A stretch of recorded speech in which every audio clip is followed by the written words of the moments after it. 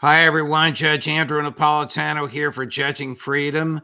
Today is Tuesday, September 3rd, 2024. Professor Jeffrey Sachs will be with us here in just a moment on the U.S. looming war with Iran. But first, this. A divisive presidential election is upon us, and the winner is gold. Let me tell you what I mean. Since 2016, our national debt has grown a staggering 70%, and gold has increased by 60%. Do you own gold? I do. I bought my gold in February 2023, and it has risen 33%. You've heard me talk about Lear Capital, the company I trust. Let me tell you why. Recently, Kevin DeMeritt, who is the founder and CEO of Lear, assisted the FBI in discovering a nationwide gold theft ring. And because of Kevin's good work, the FBI caught these people before they could steal anymore. That's why I have been saying the people at Lear are good people. They believe in America. They believe in their product, and they're honest to the core. So take action right now, my friends. Call 800-511-4620 or go to LearJudgeNap.com. Protect your savings and retirement before it's too late. 800-511-4620, LearJudgeNap.com. Remember, hope is not a strategy, but gold is. Professor Sachs, my dear friend, welcome here as always. I do want to talk to you about the looming United States war with Iran, or your views on how looming that is. But first is some of the relatively breaking news. Earlier today, two ballistic missiles were fired by the Russian military, and they destroyed a Ukrainian military school and killed 47 people at last count, and injured about 200. Does any of this surprise you? No, the war is raging. Russia is actually advancing on the battlefield very, very rapidly, as I think people who watch day to day know. Russia has missile dominance, of course, air dominance, troop dominance, artillery dominance, electric warfare dominance. So the situation for Ukraine is bad, and it's going to get worse. And this is predictable, and it will get worse until there are negotiations to end the war. As far as you know, are there any back channel negotiations whatsoever going on? Well, I do not know anything other than what we hear publicly, but according to Russian leaders, the answer is no. And the Russian leaders that I know and listen to tell it like it is. Minister Lavrov, the foreign minister, says no, there are no discussions right now. But from the Ukrainian side, Zelensky took a position already several years ago: no negotiations with the Russians. This was a reckless action in terms of the interests of the Ukrainian people. Maybe it was out of Zelensky's need to save his own hide from extremists within his country or within his government. People have said to me that if he tried to negotiate, he'd be assassinated. I don't know. But I can tell you the idea of no negotiation is absolutely suicidal for the Ukrainians. They could have gotten vastly better terms in March and April 2022 when negotiations were on the table. By the way, Ukraine wouldn't have lost any territory if we rewind the clock and have the United States behave with responsibility, not participating in the coup in February 2014, not arming Ukraine the way that it did, not rejecting negotiations with Russia the way that the U.S. did. The situation just gets worse and worse, which is what happens in this kind of game of chicken that the U.S. has been playing with a lousy position. Your take, Professor Sachs, on the German elections this weekend. the rise of the AfD and the somewhat rise of this new leftish party, which is as opposed to the German involvement in the Ukrainian war, as is the rightish one.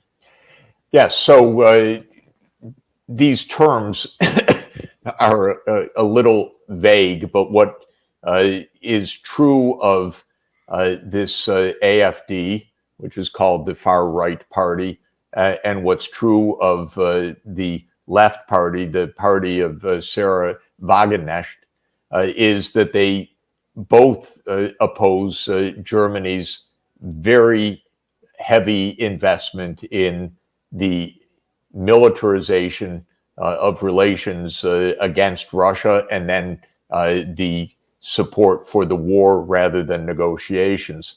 The German people see and feel that things are not right in Europe. This war has been, of course, devastating for Ukraine because of the lack of negotiations, but it has been hard for Germany and for Europe. The first thing that happened, of course, was cutting off the low-cost energy which supported German industry.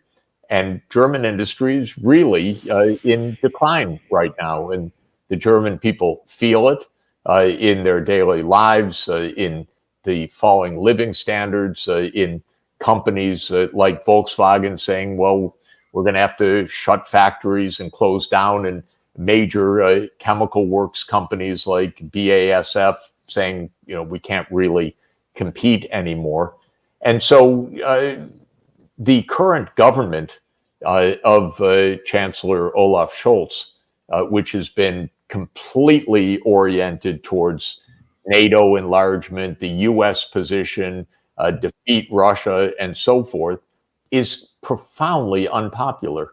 Scholz's approval rating is something around 21, 22, 23%.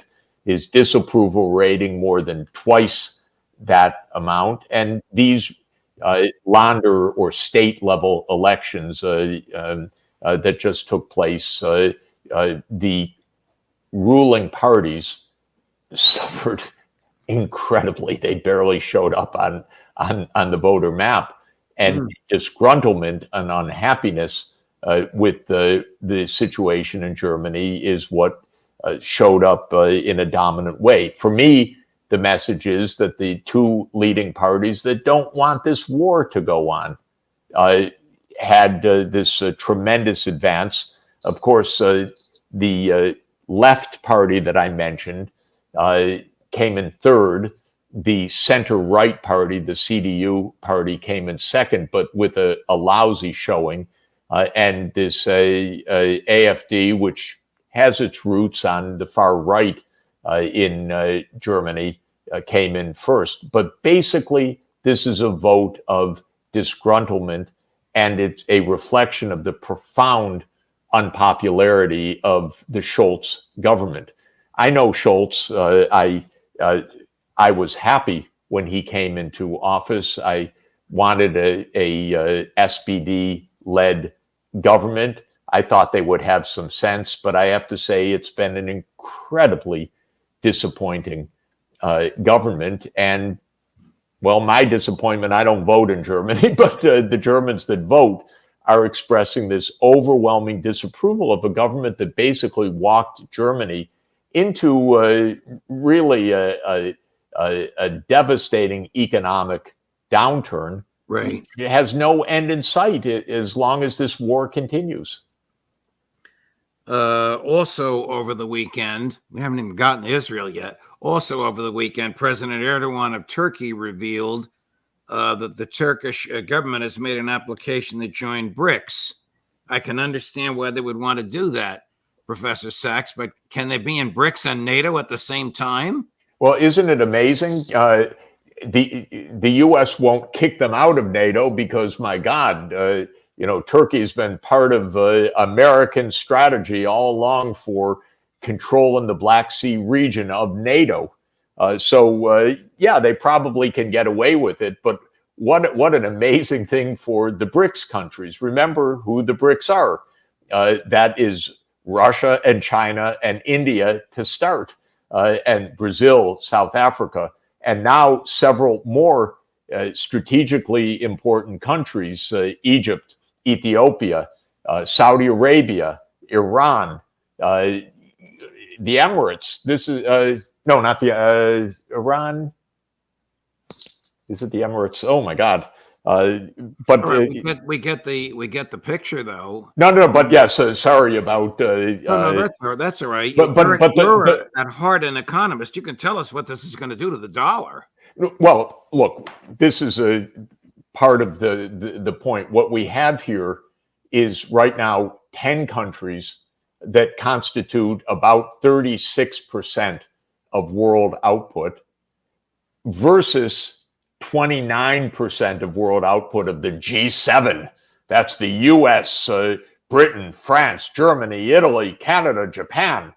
You know, the BRICS are now larger than the G7 by a wide margin. The BRICS are about 46% of the world population. And what is absolutely stunning is dozens of countries are lining up to join the BRICS. Now, what this does mean, one of the motives right now is countries don't like the U.S. sanctions regime. What this means is the U.S. says, no, you can't do business with Russia. And they say, but, you know, it's none of your business. You're the United States, so we're India. We want to trade with Russia. No. If you do, we will sanction your banking system.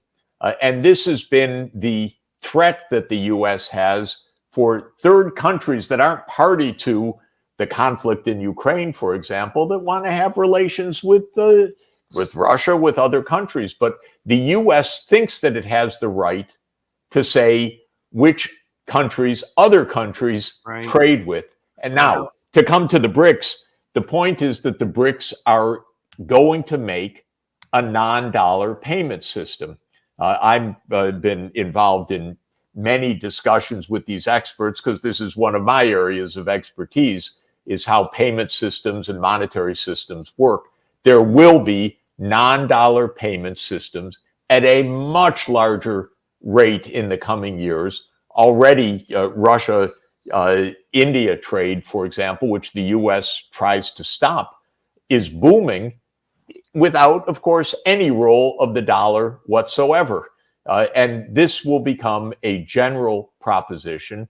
It's going to accelerate. The U.S. will feel it because right now, the U.S. has what General de Gaulle, President de Gaulle of France, now 60 years ago, called America's exorbitant privilege, which is that because everybody uses the dollars, the U.S. gets to issue dollar credits without too much consequence. But if other countries aren't using dollars, we're going to have to tighten our belts, balance our budgets, do all those things Americans hate and Congress people hate even more, which is actually have a budget that makes sense. And this is what is coming. And the BRICS are going to be a huge motive force of that. And I think it's already, without a return. The U.S. has just confiscated the reserves of too many countries, interfered in too many other countries, meddled in too many countries. It's undermined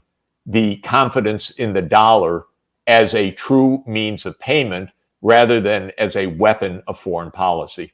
Well, how about this? You dare trade with the Russians, and we will steal your president's jet. Isn't it something? Of course, unbelievable. The federal government sent FBI agents to steal a jet in the Dominican Republic because it was owned by and used by President Maduro of Venezuela, who trades with Russia. You know, what's happening right now is that the U.S. power is diminishing. The BRICS are real. They're powerful. Russia is not collapsing because of U.S. sanctions. Thank you. It has plenty of trade partners all over the world, contrary to what the Biden administration expected. And so we're seeing acts that are more desperate, more crude.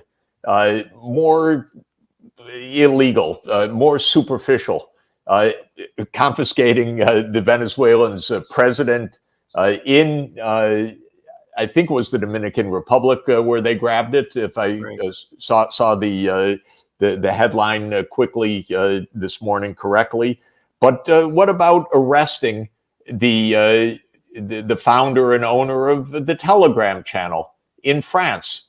This is a completely desperate move, reckless, lawless, dangerous, and does not only no credit to France, very bad for France, because who can trust putting assets or property or businesses in France if foreign policy like that is going to dominate?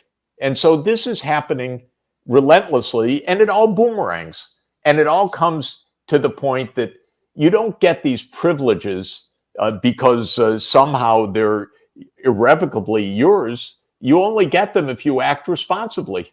And the U.S. is not acting responsibly now. France is not acting responsibly. There's a kind of desperation that's taking place, confiscating $300 billion of Russian assets, totally illegal, and then saying, okay, we're going to borrow against the interest earned on these assets that have been frozen in a Belgian account.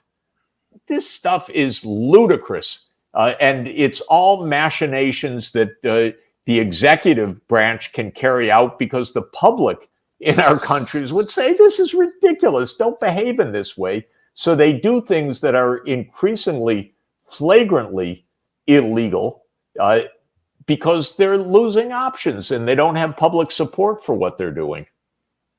Transitioning to where we had planned to start, which is the looming U.S. war with Iran. What is the state of Israel today after a weekend of massive demonstrations and a day of a general strike and President and Prime Minister Netanyahu's public defiance? Yes. So first, to be clear, I don't predict a war with Iran. I say that Israel is trying to pull us into such a war. Understood. By the way, it's not even Israel that's trying to pull us into the war, obviously. It's not even the Israeli Defense Forces trying to pull us into the war, because the generals don't want that. It is extremist politicians led by the Prime Minister, Netanyahu, who got 58 standing ovations from a U.S. Congress paid by the Israel lobby. Ridiculous and so sad for our own political system. But the extremists aren't achieving any of their aims. So like I was just saying about the US and France and others, when you don't achieve your aims, you become more and more desperate. And one of the areas of desperation is that against the recommendations of the Israeli military, Netanyahu is trying to provoke a wider war. Why? Because just like Ukraine, Ukraine cannot win against Russia. In fact, the whole concept means it doesn't make any sense. But Ukraine would love for the United States to put its troops in and its Air Force in and so forth, and to go into direct combat with Russia. Of course, the world would likely end in nuclear annihilation if any such step happened. But from Ukraine's point of view, yeah, get the U.S. to do your bidding. That's Israel's point also. What Israel is right now is an extremist government trying to defend an extremist political point of view, which is that Israel should be the permanent owner of all of the land from the Jordan River to the Mediterranean, meaning not only today's Israel, but all the occupied territories. And however many millions of Palestinians live there, of course, these extremists would like as many to flee, to leave, to be killed in Gaza, or to be ethnically cleansed. But the Israeli extremist government wants total control, it can't win a battle by itself against Hamas in Gaza. It can't win. It can't win against Hezbollah in the north of Israel. It can't win against the Houthis in Yemen. It can't win. But it thinks, if we can just get the U.S. to come in on our side and to go to war with the real backer of this so-called axis of resistance with Iran, then we'll win. Of course, Iran has a backer too, by the way, Russia. They have very close relations. Iran, I mentioned earlier, I hope I got it in the count, is a member of the BRICS now. They have plenty of backers. So Israel's recipe, and again, it's hard to use the words properly, but these extremist leaders in Israel, their recipe is a recipe for World War III. Zelensky's recipe is a recipe for World War III.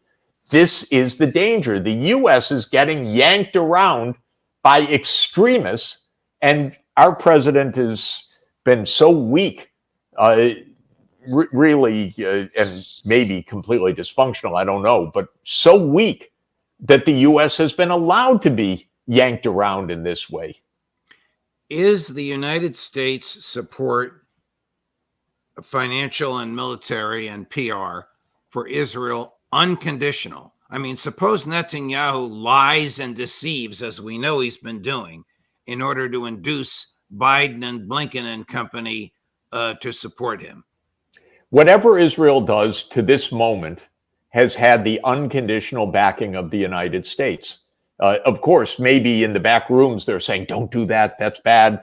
You have to do this and that. But the moment that any response comes to Israel's provocations, for example, when Israel murdered the political head of Hamas in Tehran, Iran, on the occasion of the inauguration of the Iranian president, the first words out of the United States government, out of the Defense Secretary Lloyd Austin, is, "We fully back Israel." Not a word about maybe not so prudent to assassinate your negotiating counterpart on the occasion of the Iranian president's inauguration. Not a word about that. Just the, quote, unconditional backing. So we know, Biden's not happy with Netanyahu. He had cross words with him and so forth.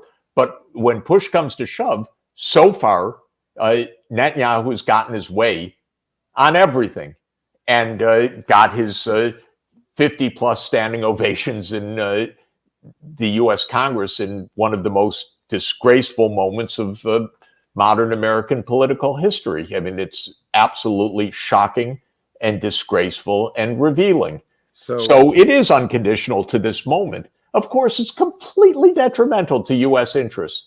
U.S. interests are for peace in the region. U.S. interests are for the two-state solution.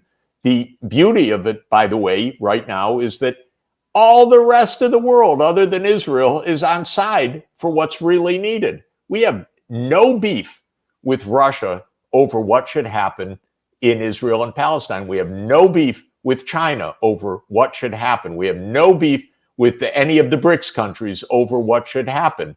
In principle, we say we support the two-state solution, but we support Israel's right to reject the two-state solution over our support for the two-state solution. There's no big power rivalry. There's no division in the world. This could be decided in a day at the United Nations, and would have been, by the way, a few weeks ago, but for the veto of the United States in the UN Security Council. Oh, but I almost said President. I should be so lucky. Professor Sachs, none of this is Israel's fault. Cut number one. We're asked to make concessions? What message does this send Hamas? It says, kill more hostages, murder more hostages, you'll get more concessions. The pressure internationally must be directed at these killers, at Hamas, not at Israel. We say yes, they say no all the time, but they also murdered these people. And now we need maximum pressure on Hamas. I don't believe that either President Biden or anyone serious about achieving peace and achieving the release would seriously ask Israel to make these concessions. We've already made them. Hamas has to make the concession. Political claptrap. Such utter nonsense by such an utterly despicable human being, by the way. He's just an awful person and an awful leader. The fact of the matter is, he has led a party, the Likud party, which is dead set against a two-state solution. So he should just say so. That's not a matter of now or Hamas or anything else. That's period. He doesn't say, well, under these terms, this is how the two-state solution would work. His party's completely against it. His political allies are completely against it. The simple fact for everybody to understand is that Israel offers not any iota of a political solution. None. Because it's led by extremist parties that believe that there should be no political rights for the Palestinian people in a state of Palestine, period. That's the essence of the parties of this coalition. So that's why Netanyahu says, oh, we have to attack them. That's the thing to do. Nothing positive. No positive agenda at all. Not any. But that's the whole game. Talk about Hamas, don't talk about a solution, because they don't want a solution other than the one that they all know is their real political objective, which is full Israeli control over all of the land from the Jordan River to the Mediterranean. That's their political goal. If Netanyahu were to say even once, okay, Hamas, terrible, we'll never negotiate with them, but here is how the two-state solution can work. Oh, then we'd be in a completely different world. But don't hold your breath for it. It's completely contrary to the essence of this extremist government. Here's the proposed solution by the senior senator from the state of South Carolina, cut number 3. Oh, you're really going to get to me. If you want the hostages home, which we all do, you have to increase the cost to Iran. Iran is the great Satan here. Hamas is the junior partner. They're barbaric religious Hamas. They could care less about the Palestinian people. I would urge the Biden administration and Israel to hold Iran accountable for the fate of remaining hostages and put on the target list oil refineries in Iran if the hostages are not released. Does Iran pose the slightest, even an iota, danger or threat to the national security of the United States? Of course not. But I can only say that Lindsey Graham has essentially a perfect record with me. I can't remember a time in the last 20 years where I agreed with one word that guy said on anything. So at least he's consistent. I know of almost nobody who is so consistently wrong as Lindsey Graham. By the way, he played a real role in helping us get into this Ukraine complete disaster as well. The man has just been a walking disaster for the interests of the United States of America throughout his political life. Professor Sachs, thank you very much for your time and for your analysis. Very much appreciated, as always. The Lindsey Graham thing was partly in jest. I know how you feel about him. All the best, my friend. We'll see you next week. See you next week. Thank you. Coming up later today at 2:00, Matt Ho at 2:30, Lieutenant Colonel Karen Kwiatkowski, Judge Napolitano for Judging Freedom.